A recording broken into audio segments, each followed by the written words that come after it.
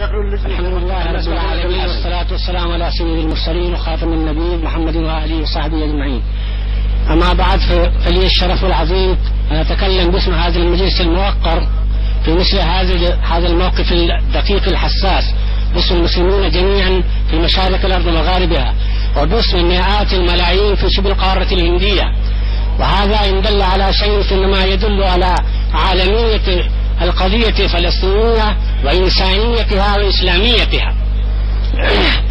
إنني في هذه الساعة المتأخرة من الليل لا أريد أن أطيل عليكم وأن أشق عليكم، إنما أقتصر على دعاء في هذه الساعة المباركة الميمونة وفي رحاب البيت الحرام البيت العتيق، ومحضر من مجاهد جليل يجاهد في سبيل القدس، في سبيل المسجد الأقصى، ثالث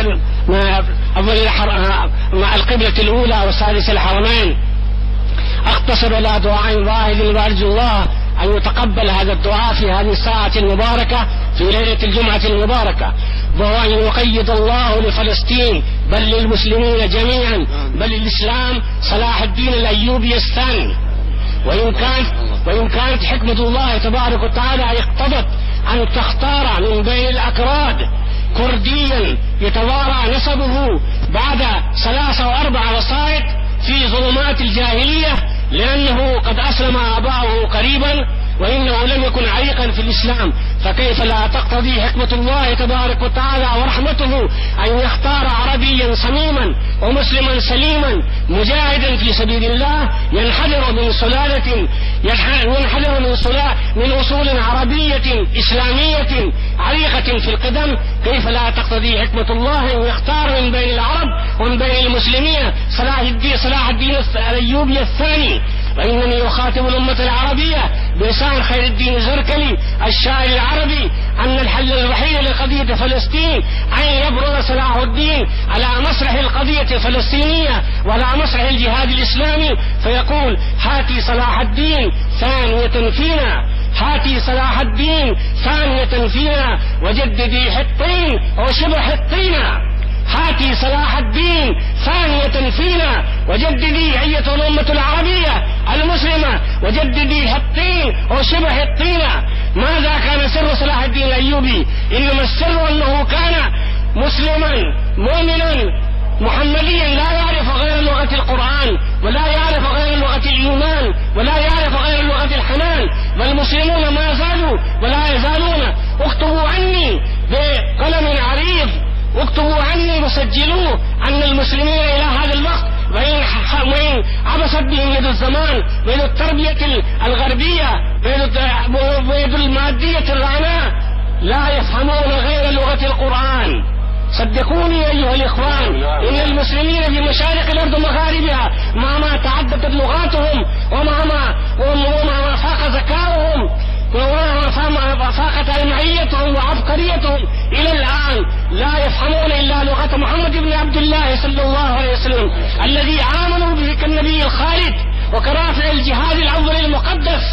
إنهم لا يفهمون غير لغة القرآن، مهما أقحمت عليهم اللغات، مهما فرطت عليهم الثقافات، مهما تنوعت عليهم لهم الحضارات، إنهم لا يفهمون ولن يفهموا إلى أن تقوم القيامة وإلى أن يرث الله هذه الأرض ومن عليها. لا يفهمون، والله لا يفهمون إلا لغة القرآن.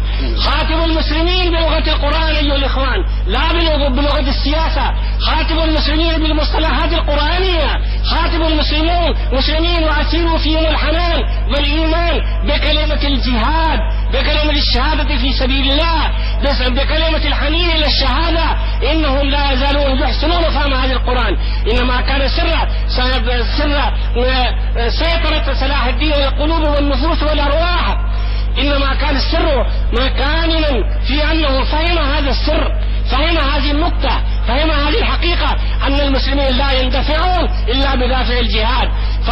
فاتحد العالم الإسلامي كله من أقصاه إلى أقصاه.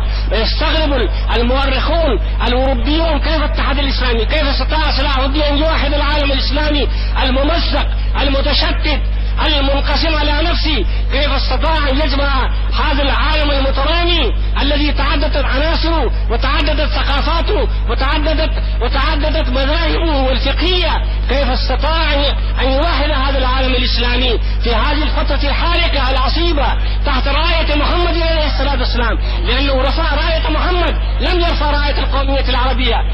اسمحوا لي أن أقول بكل صراحة، وأنا هندي الثقافة، أنا رجل ولدت ونشأت في الهند، ولكن أؤمن بمحمد عليه الصلاة والسلام، وأؤمن بالقرآن، وهنالك قلوبا تعد بالملايين تحفو إليكم وتصبو إليكم وتهون عليها نفوسكم. وسجلوا عني أن مذبحة كبيرة وقعت في الهند لأي شيء؟ لأجل التجمع الإسلامي الكبير الذي حصل للارتفاع عن قضية فلسطين، ذلك في أحمد آباد. وبحثنا هذه القضية على هذه الطاولة هنا في المجلس التأسيسي، وحضر فيه الأستاذ أبو العالي المودودي، وحضرت أنا كعضو في المجلس التأسيسي. إنما وقعت هذه المسألة، وقع هذا الاضطراب لأن المسلمين في أحمد آباد تجمعوا على بعد الدار وحلولة البحار، وعلى معرفتهم للغة العرب تجمعوا هذا التجمع الكبير الخالد التاريخي ليدافعوا عن قضية فلسطين.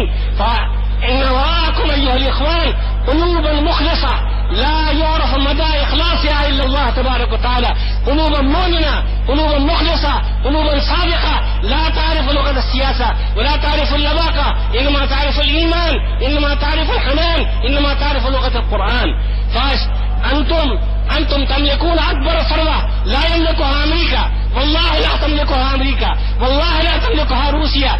تلك ثروة الإيمان، تلك ثروة الإيمان الدافقة، تلك ثروة الإيمان التي استطاعت أن تدحر العالم كله وأن تكون حضارة وتكون دولة من أكبر الدول الإمبراطورية، وتستطيع والحمد لله في هذا الوقت. أقول هذا في رحاب البيت العتيق، إن هذه الثروة موجودة، ولكنها تحتاج إلى إثارة، تحتاج إلى تحريك صادق مؤمن، وفيكم العمل.